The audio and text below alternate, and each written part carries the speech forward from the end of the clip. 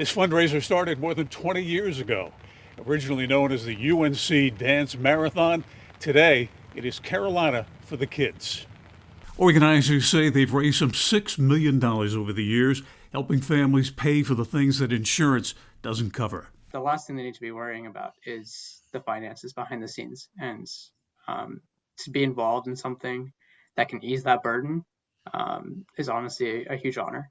Nathan Vance, now in his third year with the program, says he was looking for a way to help and found it with Carolina for the Kids. I wanted a way to provide the means for families to go into the hospital and really focus on their child, the things that really matter. Vance says buying a crib for one family in the Carolina for the Kids program stands out in his mind. I would imagine something like this would be difficult, though, to deal with on a personal level.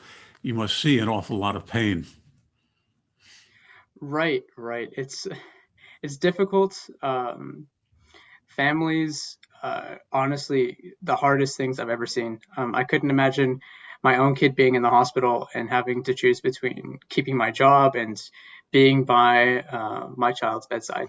Vance says many of the kids at the UNC Children's Hospital are there for extended stays with serious issues such as cancer and organ transplants. Give me an idea how many families you may help out in a year.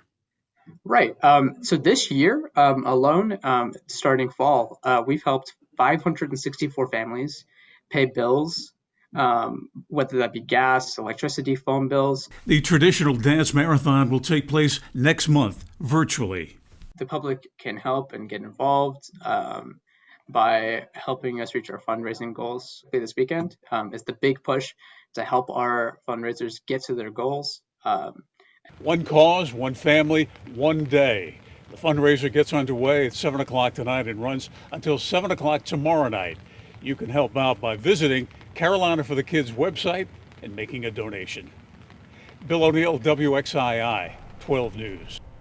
Thank you, Bill, for that. A worthy cause indeed. The website to help the families with children fighting serious illness is FTK.org. Time now for a check of your forecast with meteorologist Michelle Kennedy. Looks like we're going to have to keep that raincoat, the rain boots, and the umbrella handy for some time. Yeah, I was just thinking I need to purchase some rain boots. It's been a while. I don't have a good pair right now. We've got lots of muddy conditions that may develop over the next few days. And for folks in the mountains, though, tonight, it could become slippery in spots. We're already dealing with the rain that's been on the roads and now wintry mix, sleet, and a little bit of snow may mix in for folks from Ennis down along the Blue Ridge Parkway. And that includes through this evening. As we get you into 6, 7 o'clock, we'll hold on to those near freezing temperatures in a few spots. Now, some folks in the mountains are above freezing at this hour, but there are those upper elevations and spots along the Blue Ridge Parkway and especially western slopes where we really want to watch for up to an inch of sleet possibly accumulating. We've seen some reports of graupel earlier up in the Grayson Highlands area, and now we're looking at mountain ridges who are the most affected tonight, changing though overnight to rain, so we gradually warm you up. So snow and sleet accumulation, some of the highest spots up to 2 inches. We've got brief wintry mix also in the western foothills. There's a chance you might even see a few flurries out there over areas of Mount Airy along the North Carolina-Virginia border. But right now we are just really wet out there. Heavy downpours to some sleet mixing in for folks over Sparta, Galax, where temperatures there are much colder. Take a look, 30 degrees in Sparta, 31 in Ennis, and 36 degrees in North Wilkesboro. You're marginally cold enough to see that wintry mix, but most of it has been rain so far. We're looking at 40 degrees in Kernersville. We are at 39 in Stokesdale. Oh, just cold. My hands are cold from being out earlier for a very brief walk, and chilly conditions are going to continue all the way through the late evening hours. We gradually actually should start to see warming by morning for folks from west to east. And you've got northeasterly breezes kind of helping to pump in some of that cold air. But with the cloud cover, it should hold in those low to mid 30s, then transition into the upper 30s by early tomorrow morning. So you see the hour-by-hour forecast by morning. After we get you through these chilly temperatures overnight in the mid and upper 30s, we get you back in the right direction into the 50s throughout the day. So by your Saturday morning, most of the showers are actually going to be exiting. We'll have some fog, hopefully not too long because breeze does pick up, but some fog out there after all that heavy rain to start our morning. Then we deal with those clouds thinning in and out. Better rain chances once we get you into Sunday, and by Sunday we could be talking about some thunderstorms too. Now, we can't rule out a passing shower on Sunday before we see the better chances late into the evening hours, but it does appear that your Saturday may actually start to dry out through middle of the afternoon. So our rainfall totals that we're picking up, a quarter to over half an inch in some spots tonight, and boy, have we gotten some heavy rain already for folks along the North Carolina-Virginia border. We'll look at adding more to that for Sunday night into your Monday. We expect to see some higher totals, adding another quarter to half an inch, bringing up totals in some spots to an inch. Then for Monday into Tuesday, we may see some higher totals as well, but drying you out through Tuesday. So I think it's looking a little less rainy, but it's this off and on where we don't have really good full days of sunshine. So 38 degrees tomorrow morning. We have impact hours on through about 8 a.m. We have fog in place, and it becomes windy and gusty at times. Should help to thin out some of those clouds, bring it in your 62 on your Saturday. That's a warmer day for you right there. Winds out of the west-southwest at 10 to 15 miles an hour. If you're in the foothills, Mount Airy, East Bend, you'll warm to near 60 degrees. Now, if you don't have enough cloud thinning and that wind just doesn't pick up out of the west-southwest, we might not be quite as warm in a few spots, but I do expect you to see a much better day temperature-wise than where we are now. 38 degrees in the mountains, so we do warm overnight. After sitting right now in those low 30s, we'll warm you up and we'll get those temperatures going too into the 50s for you.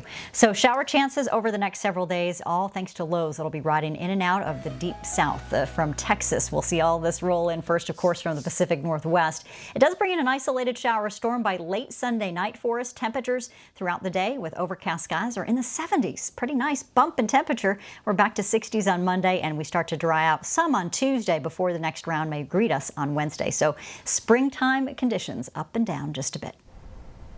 Thank you, Michelle. Still ahead, a live look for you right now. I-40 at Elm Eugene Street in Greensboro. A little bit of wet conditions out there for the most part. Thankfully, no delays in this area. Taking a look at the side effects from COVID-19 and the vaccine. What the CDC found after more than 55 million shots were given. And hidden no more, NASA is honoring its first female African-American engineer who helped put a man on the moon.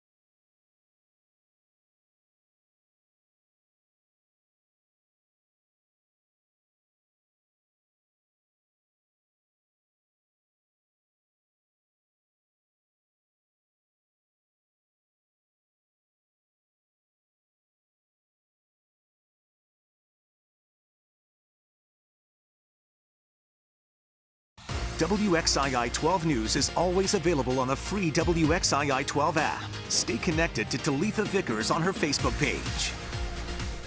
Thanks for staying with us. A new poll shows most Americans either want to get vaccinated against COVID-19 or they already have. The survey from the Kaiser Family Foundation indicates 55% of people actually fall into those categories. That is up from just under half in January. Now, the survey finds Black and Hispanic young adults are most likely to take a wait-and-see approach. The poll also illustrates a political divide, with Republicans showing more hesitation to get the shots. The top concern people cite is a fear of serious side effects. According to new data today, both the Pfizer and Moderna COVID-19 vaccines are as safe in the real world as they were in clinical trials. After reviewing the first 55 million doses administered, there were just 100,000 adverse reactions reported, and of those, only 6% were considered serious. The CDC will keep guidelines in place that recommend anyone who receives the vaccine stay on site to undergo observation for 15 to 30 minutes. If you're thinking about getting a shot, we have the very latest from Triad Counties about how you can get your vaccine on WXI12.com. Just make sure you click on the live blog or the vaccination information article for more details. I'm Bree Jackson in Washington. Democrats are pressing ahead with their COVID relief efforts. What's in the bill, what's unlikely to survive, and the steps ahead. We're going to see more rain out there for you, and over the next several days there will be some flood concerns. We'll talk about that and even flash flooding risk, plus some thunderstorms may be thrown in, along with tonight's wintry mess up in the mountains. We'll take a closer look. It's next.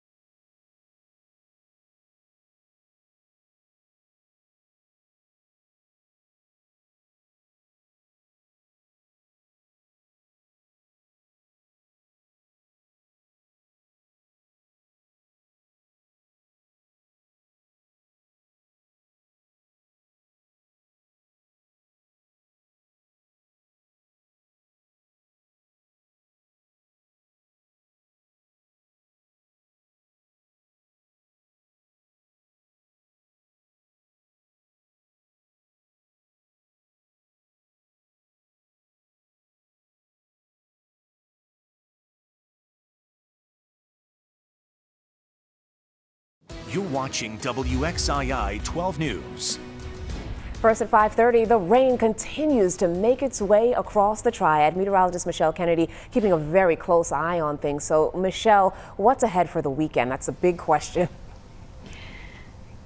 Well, we do have a chance to dry out in between, but there's concern that we're going to get more rain, of course, especially going into Sunday. And this is when we could begin to see some more heavy downpours cause problems. First, though, we've got to get through our winter weather advisory in the mountains, and we've got lots of water on the road. So hydroplaning could be a possibility for you if you're having to head out this evening. Hopefully you can stay warm and dry inside. We've got temperatures in the 30s and low 40s out there with near freezing up in the mountains. This is where we could see some sleet accumulation. We've got a very strong, powerful low that is aloft as we get you a little bit higher. And then we've got one at the surface that's sitting near the coast. So we're looking at the system right now, unfortunately, producing just a tremendous amount of drop down with sleet, freezing rain, a possibility for the mountains, but more likely that you'll see the sleet and a change over to snow and then eventually rain if we can get you warmed up into the upper 30s by early morning. Look at the rainfall total so far, anywhere from about a half an inch in those areas in the lighter blues and in the greens. We're approaching 1 inch totals in some spots of the mountains. But keep in mind, some of this is mixing in with sleet. So messy weather going, and I am concerned that we're going to start to see some very slick spots from Sparta through Galax.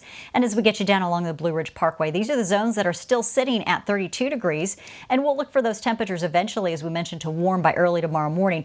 But right now, 40 degrees in the Trad. So you're in that zone of above normal or above freezing zone. And fortunately, we do talk about above normal temperatures getting you through the day tomorrow. We're looking forward to those temperatures in the 60s. Strong east-northeasterly winds, though, right now keeping us in a chilly pattern. We'll talk more about showers and thunderstorms, not only for tonight, but also what might be coming up for the weekend, especially on Sunday. It's coming up next.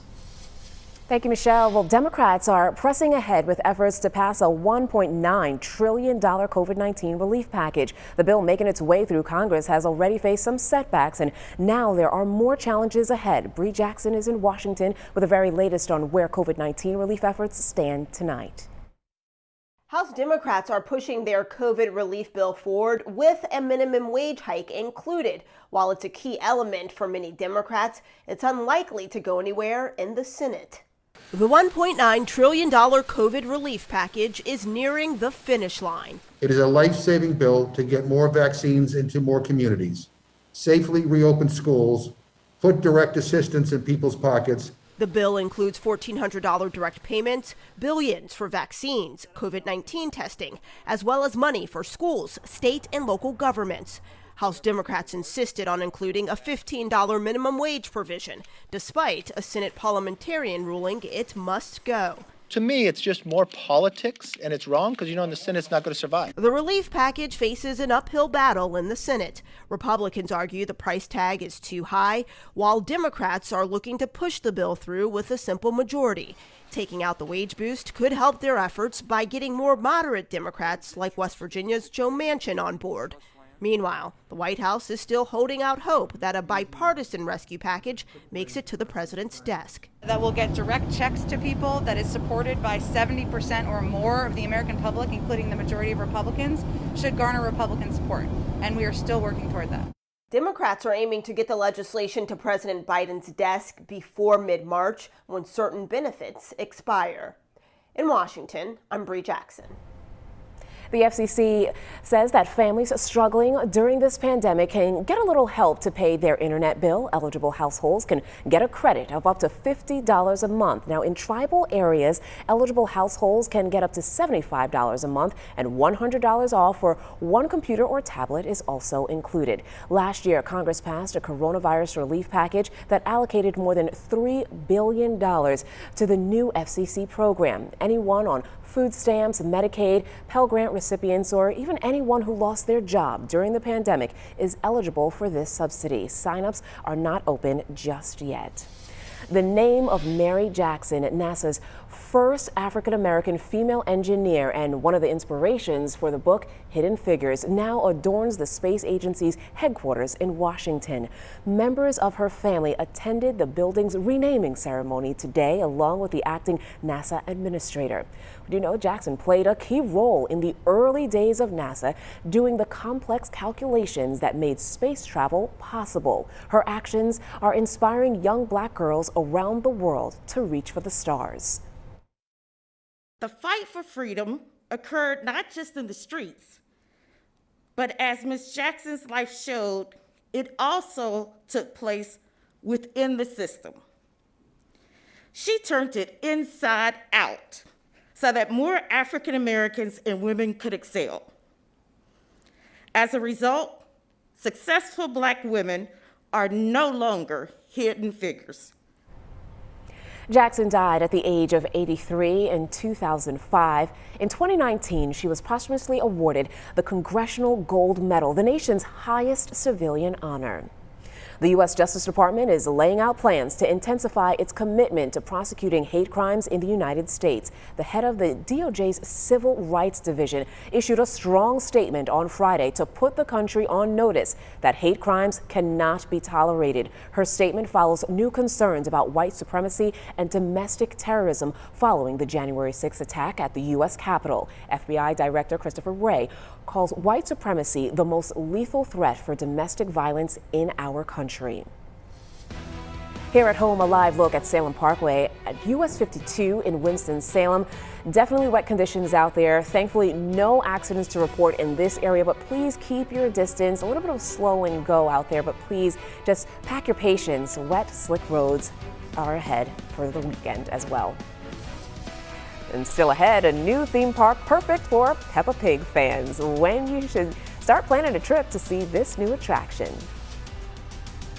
Plus, this is one baby shark that doesn't come with a cute and cuddly theme song by any means, where TSA says they found it. But first, here's a look at how stocks finished up on Wall Street. We'll be right back.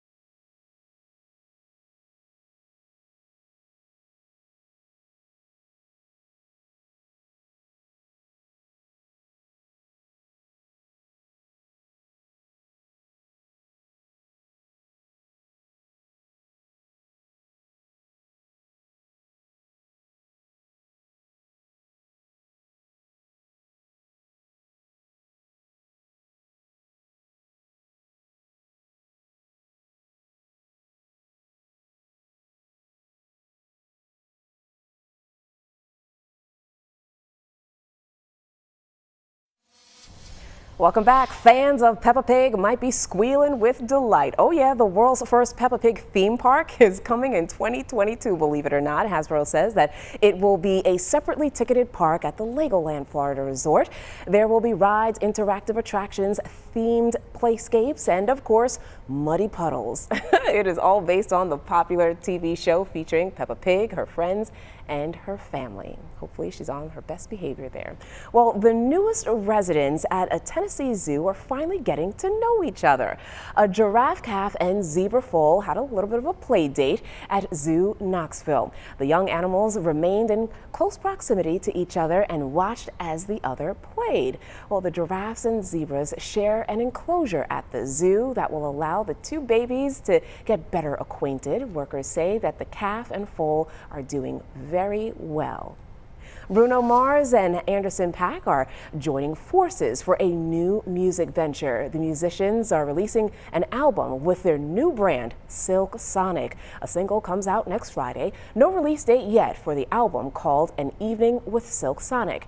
Well, most recently, Paak released an album in 2019, but this will be Bruno Mars's first album since 2016's 24 Karat Magic, which nabbed 6 Grammy Awards, and that was a good one. Next up, watching history repeat itself. Tonight in History and Hope, one man who led a coalition for justice shares what he thinks needs to happen to avoid another death like George Floyd. And we continue to talk about very wet weather, also slick conditions developing in the mountains where we have some sleet and wintry mix right now. We'll tell you when that winds up ending, and also the warmer temperatures on the way with wind this weekend. It's next.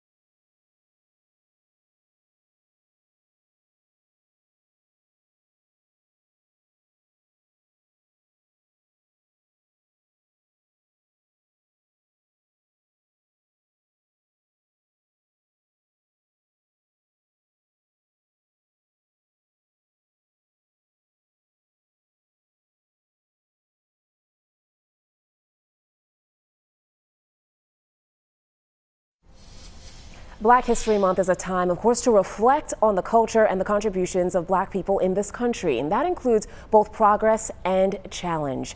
In the summer of 2020, after the killing of George Floyd, the United States saw demand for social justice reform. But how does what we saw last summer compare to the civil rights movement? Tonight, we get an answer from someone who lived through both movements. 80-year-old Dr. Howard Fuller was born in Shreveport, Louisiana, but grew up in Milwaukee. He was the Milwaukee School superintendent and a distinguished professor at Marquette University. He retired last year. He left Milwaukee during the 1960s and headed to Africa, spending 30 days with a guerrilla column in Mozambique, fighting against the Portuguese, fighting for the freedom of Black people worldwide. He actually spoke to Shernay Amar about his story and his hope for the future.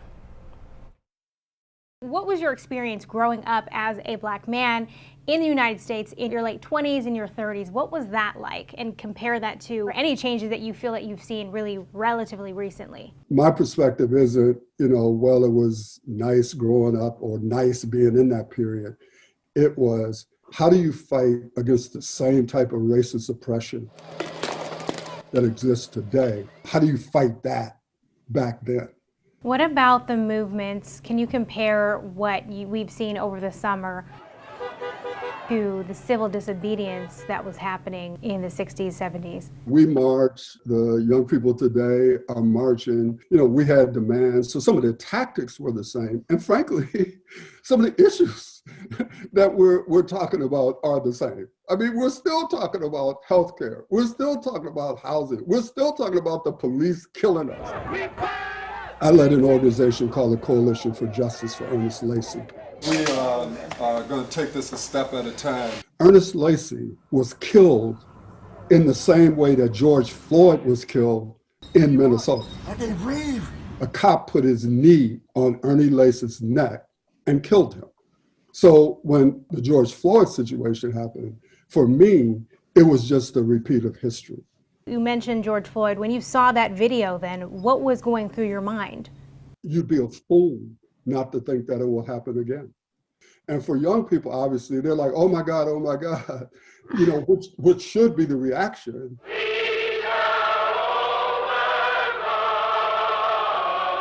But because you haven't lived long enough to continue to see it over and over again, when in reality, it is a continuation of the oppression of a people that has existed ever since they brought us here. What do you think needs to happen for us to progress away from that? Or is that even possible? I don't think it's possible. I think it's possible to have moments of, it's going to be different.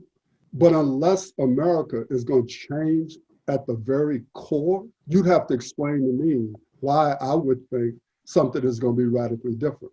When you go back and look at the history of Milwaukee, there was a whole week or two of conversations about race. Let's be very, very clear. This is not the first time nor the last time that we're going to have conversations about race. What do we need to do to progress from that instead of just having conversations? Unless we address the fundamental reality of the lack of Black power in this society, you will be talking about this when you are as old as me.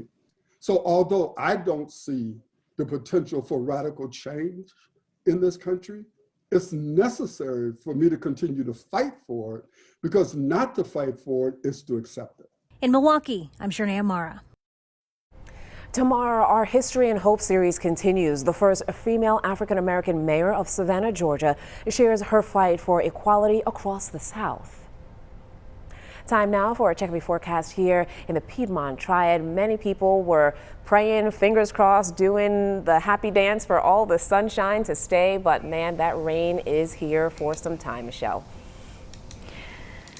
Yeah, we've got a big system out there right now bringing in some sleet also for folks up in the mountains. And so we're talking about that shifting of gears, unfortunately, right now. So we're going to be looking at that rain continuing. And right now we're looking at a winter weather advisory still in the mountains. That's up until about 10 o'clock. Now, if you go farther north into Virginia, that's going to be up until 7 a.m. tomorrow. Could see some light accumulations of sleet up to about an inch. And we do have it going on right now from Sparta through Ennis.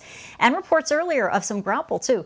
The heavier rains to moderate showers over Pilot Mountain, where you're sitting at 37 degrees. So folks to the east of the Blue Ridge Parkway, as you travel east out of Allegheny County, you're sitting in a little bit better position. But if you get up a little bit higher, Meadows of Dan 32, you can expect to see some wintry mix coming your way. Now, I don't anticipate totals are going to be really high at this point, but we do want to watch for roads that could become rapidly slick to slippery. We're looking at 39 in Stokesdale, 40 degrees in UNC Greensboro area with 41 in Pleasant Garden. So I wouldn't call it warm, but it is certainly warmer than the west, and it has been a chilly, wet, rainy day with a northeasterly wind just pumping in some of that cold air. We expect to see gradual warming, though, by morning.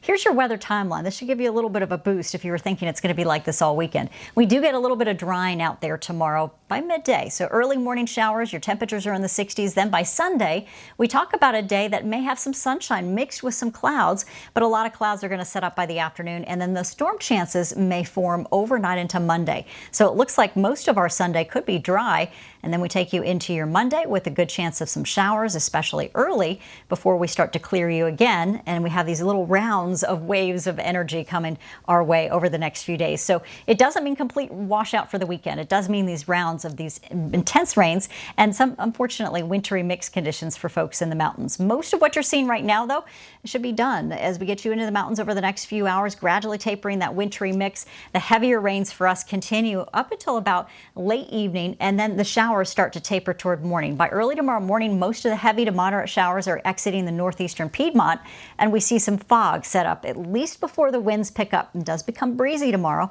and by middle of the day, we may see some cloud thinning for you. Otherwise, you've got temperatures that are mild again and taking you into the 50s mountains and 60s tomorrow. But Sunday is going to be the warmest day of possibly the week. We've got 70s out there, and those shower and storm chances holding off, it looks like, until overnight into Monday. But I do want to let you know that you got to get primed for the possibility of a storm, and that could happen as early as 11 o'clock at night on your Sunday night. But before then, I think we're going to be pretty dry. Look at this. Rainfall totals anywhere from 1/4 to 1/2 inch, and then we take you up into the 1-inch range, getting you through Monday to 1.5 inches in some spots. And today's high rainfall counts thanks to some help aloft. You're looking at your mountain forecast. A little wintry mix possible through early tomorrow morning. Otherwise, you're seeing those temperatures continue to warm.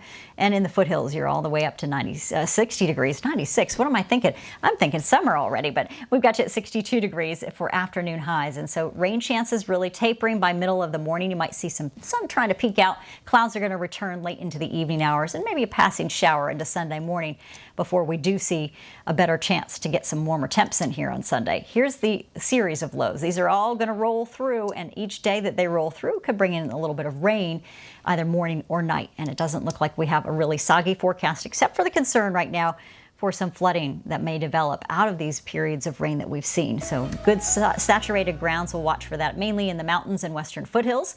But we're looking at your impact days, Monday as well as Wednesday next week for another round of rain, and 60s to end next week. Thank you, Michelle. A new warning for grandparents. What deputies say you need to watch for so you or a loved one doesn't fall victim. All new tonight at 6, a warning about fake fundraisers to help an injured police officer. How the Kernersville Police Department says scammers are taking advantage of a community support. And the changes a local bowling alley is making now that the governor is easing up on some restrictions. And a former teacher changes careers. How she's still helping students with her sewing machine. Jackie Pascal has a 12 Inspire story that you don't want to miss tonight at 6.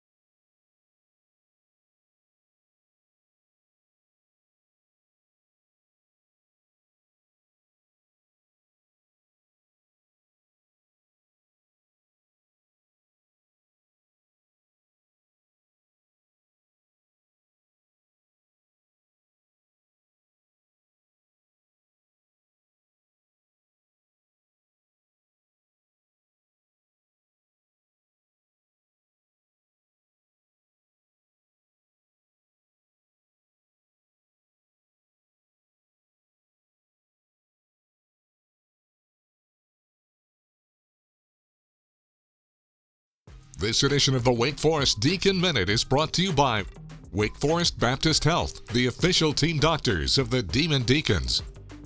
You know, since day one, since I've taken over in July, there's two glaring things I've noticed with our team that I have not been able to fix, and it's completely my fault. Is number one, we don't ever get loose balls, 50-50 balls, and they get them and score. And number two, we're just bad in defensive transition. And we work on it every single day. It's one of the most important things to me that we do, and I have failed as a coach to get our team to do it consistently. So that's on me. It's not on the players. That's on me. This edition of the Wake Forest Deacon Minute has been brought to you by Wake Forest Baptist Health, the official team doctors of the Demon Deacons.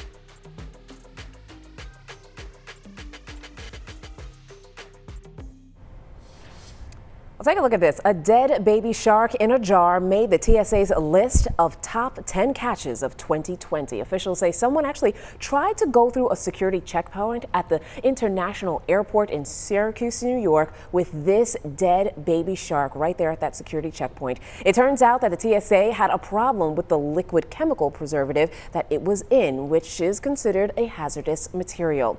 Other top items include a slingshot, a book holding concealed knives, and an assault rifle, marijuana stashed in a shampoo bottle, and a handmade solar panel with explosive potential. Tonight, a new warning about a scam that targets grandparents and the elderly. Deputies say that a scammer is basically trying to swindle thousands of dollars from people. Riley Miller spoke to one woman who said that the caller sounded just like her grandson. Investigators share how they're doing it. They do their research on the internet, through social media. They know who your family members are. So it's really believable, and it's sad. Sneaky and deceptive. In these photos, deputies say it's just one of many suspects targeting the elderly, including 2 people in Beaufort County. They say they're trying to trick you by saying your grandchild is in trouble and needs money. Kate Olin lives on St. Helena Island and says her parents almost fell victim to this scam. The voice sounded identical to my son. The caller said their grandson had been arrested and needed $10,000 for a lawyer, revealing unbelievably specific information about him. You know, it's not as simple as not falling for somebody that calls asking for money, because the level of detail and sophistication is just very advanced. You'd be shocked. Investigators believe this is one of those scammers. They've identified him as Mike or Michael Diaz, a Hispanic man in his early to mid-20s, seen driving a blue Nissan Altima with a paper license plate. They say he's targeted people all across the country. From WXII 12 News, this is breaking news. First at 6, Governor Roy Cooper vetoed a bill requiring all school districts to offer in-person learning. He says the bill does not follow NCDHHS's guidelines and keeps local and state officials from stepping in during an emergency. Now, Republican lawmakers who support the bill say it does follow public health protocols and gives school districts flexibility. The North Carolina Association of Educators thanked the governor for vetoing the bill. The president says that it is the opposite of a safe return to in-person learning. Governor Roy Cooper says that he supports getting students back into the classroom, but thinks local school boards should make the decision. Senator Deanna Ballard of Watauga County is one of the bill's sponsors. She says it will be brought up for an override vote. More breaking news tonight. U.S. health advisories just endorsed a COVID-19 vaccine that could be a game changer. A panel of FDA experts ruled Johnson & Johnson's vaccine should be made available for adults. Now, this vaccine only requires 1 dose. The FDA is expected to approve the vaccine for emergency use soon. Shipments could actually start as early as Monday. Let's talk about a busy Friday and a rainy one as well. Meteorologist Michelle Kennedy is here tonight. Michelle, is this weekend going to be a washout, and is there any potential for flooding?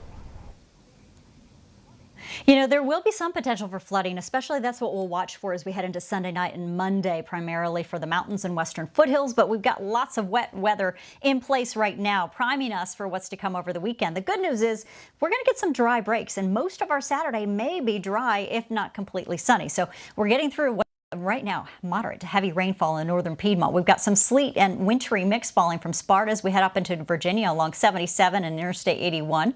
So light amounts up to an inch, if not higher totals above 5,000 feet. But mountain ridges are most affected. Slippery conditions are developing there now. We want you to be very cautious because temperatures are close to the freezing mark from Sparta through Ennis up in Allegheny County, and anything west of the Blue Ridge Parkway, we're going to get into some tricky trouble there. Wet roads, though, east of the mountains, and it's just simply cold and icky out. We continue to look very slick conditions for you. So wet roads east of the mountains, foothills too included in that. And we have some winds out of the east-northeast making it very unpleasant right now, but pumping in some cold air. So we're keeping cold for the moment. That changes for us overnight as even the mountains warm. And look at this, your forecast over the next few days. We warm from the 60s into the 70s on Sunday and talk even storm chances. Some rain possible on Monday again too. We'll have details next. Another mass vaccination site is getting ready to open in Greensboro, but this one will be run by the federal government. Leanne Denyer joins us live with details on the plans to vaccinate thousands of people. Leanne? Yeah, federal officials said today that they have plans to have teams start coming to Greensboro immediately. The hope is that this site will be up and running within the next 2 weeks or so, and Guilford County leaders that we spoke with today tell us they are thrilled by the news.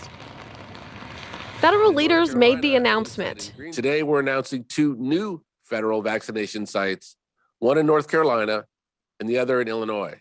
Officials say the vaccination site, being called a community vaccination center, will have the capacity to vaccinate 3,000 people per day, and it's set to operate 7 days a week for 8 weeks. Selection of both of these sites was based on a CDC FEMA framework developed to target those most vulnerable. Making sure the federal government knew Guilford County not only could hold a mass vaccination site, but was targeting people who may have otherwise struggled to get their shot has been a goal all along of county leaders. That's according to Guilford County Commissioner Carly Cook. Guilford County staff and Cone Health both have made that a focus and have done a great job of reaching out into those communities that are traditionally underserved and making sure that they are receiving appointments and opportunities to get the vaccine. She says she's thrilled the community will soon have more access to vaccinations. As a community, we have worked really hard to show the folks in Raleigh and DC that we're ready and willing. If you send us the vaccines, we'll make it happen. Four Seasons Town Center was chosen, officials say, because of its parking opportunities and ease of getting to and from with public transportation. We're told the federal government will provide doses directly to this site through FEMA. And the Guilford County commissioners that we talked to today both said that even with this vaccination site coming, their work isn't over. They said they are still committed to trying to get this vaccine to families in marginalized communities. In Greensboro, Leanne Denyer, WXII 12 News. Thank you, Leanne. North Carolina is being recognized at this time for its vaccination efforts. The Kaiser Family Foundation ranked the state #1 for vaccinating people 65 and older. Now, about half of the older population has received the vaccine. That number does not include people in long-term care facilities. Meantime, tonight, pandemic restrictions are a little bit looser in North Carolina. For the first time in almost a year, you can go to a bar and order a drink until 11 p.m. There's also no nightly curfew in place. Most businesses can now operate at 50% capacity, including restaurants, hair salons, and barbershops, as well as retail stores. Now, as for bowling alleys, they are also benefiting from the eased restrictions. They can invite in more customers and entertain late-night crowds. Well, Creekside Lanes in Winston-Salem is not affected by capacity restrictions as other businesses because social distancing guidelines already limit the number of lanes they can use at one time. But the manager says they're excited to be allowed to keep their doors open. So I hope with the later hours, some of the folks that want to come out a little bit later will be able to come back out. I know a lot of people are tired of being home all the time, but we are doing the safety measures and they can always call to see how busy we are. And you can read all about the changes under this new executive order on our website, WXI12.com. We've got a live blog set up there for you. We've also included a link to the full order, which includes information about capacity limits at certain businesses. There is a warning out tonight from the Kernersville Police Department about fake fundraisers to support an injured officer. A spokesperson says people are calling, trying to collect money for Officer Sean Huell's family. But officials say the people are not connected to the family, the police department, nor the town. He's reminding people not to give out any personal or financial information over the phone, ever. If you get a call like this, let the police department know right away. Well, there is a drive-through fundraiser tomorrow for Officer Huell. That is going to happen at the Farmers Market on West Mountain Street in Kernersville. Organizers are going to be selling food starting at 8:30. That'll start with a breakfast sandwich as well as coffee if you're wanting that. And at lunchtime, they're going to have some barbecue plates, and you can also buy a variety of baked goods. Organizers plan to be out at the farmers market until all the food runs out. Officer Huell is still in critical condition tonight. He was shot on Sunday while responding to a call at an apartment complex. Family members say that they are so thankful for the community's support. The police department is asking people to help in any way that they can. College students continue to struggle with the cost of textbooks. That's according to a new study by the Public Interest Research Group. It's not a new problem, but as Bill O'Neill explains, the study shows it's not getting any better. The study finds that many students are not buying textbooks or renting them online because they can't afford them. And the pandemic is only making the situation worse.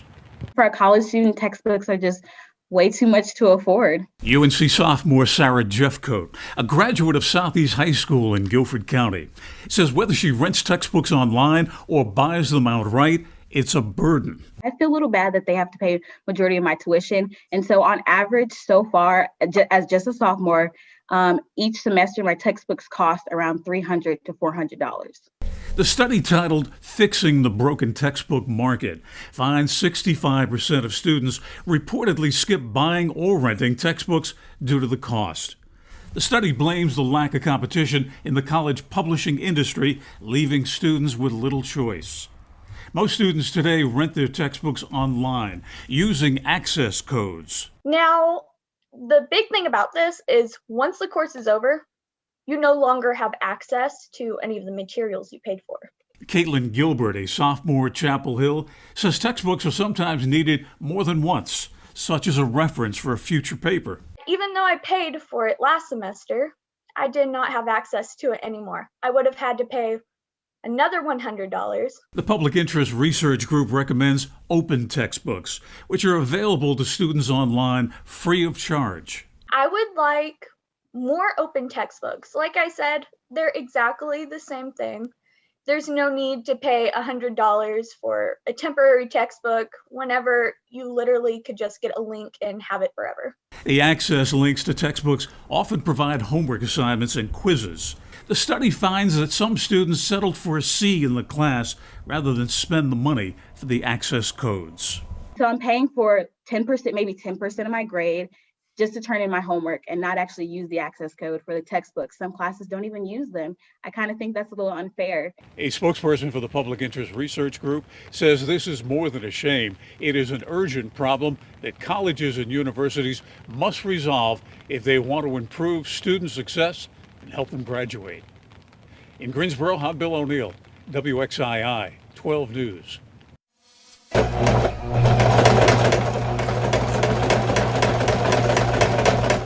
That's a sound of progress right there. A new calling stuffed with love tonight in 12 Inspires, how the pandemic helped a former teacher with her passion in a new direction. And still ahead in sports, the rain is putting a little damper on our Friday night lights, but we'll tell you who is playing and look ahead at ACC basketball this weekend.